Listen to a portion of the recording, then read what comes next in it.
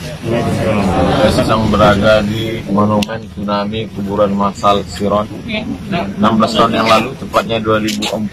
Ketika itu saya sedang berada di Maroko, baru saja sampai. Tiba-tiba ketika saya sampai di kampus, semua orang Maroko tiba-tiba datang mengungkapkan kesedihan bagaimana Indonesia, apakah tsunami sampai ke kampung halaman kamu. Dan hari ini setelah 16 tahun berlalu saya sampai kemari, dan tepat pada hari ini 25 Desember esok hari tepat 16 tahun. Azakir, ingat-ingatlah, inna zikra tanfa'ul mu'minin. Dengan mengingat-ingat itu kita mendatangkan manfaat buat kita semua. Bagaimana musibah yang besar itu mengingatkan kita bahwa dunia ini hampa.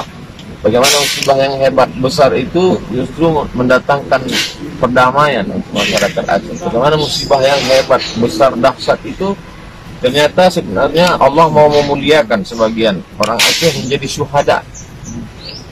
Ahasiban nasu ayyutraku ayyaqulu amanna wa hum la yuftanun. Apakah mereka menyangka mereka akan dibiarkan begitu saja berkata, aku bersaksi tiada Tuhan selain Allah, Nabi Muhammad SAW Rasul utusan Allah, padahal iman mereka belum diuji.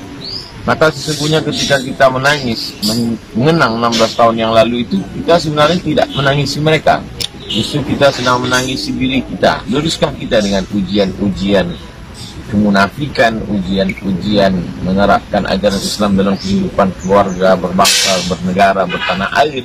Luruskah kita dalam ujian hidup?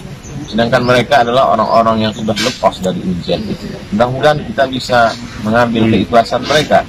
Mudah-mudahan apa yang terjadi 16 tahun silam menjadi cahaya penerang hati, penerang jiwa, penerang negeri ini, insya Allah.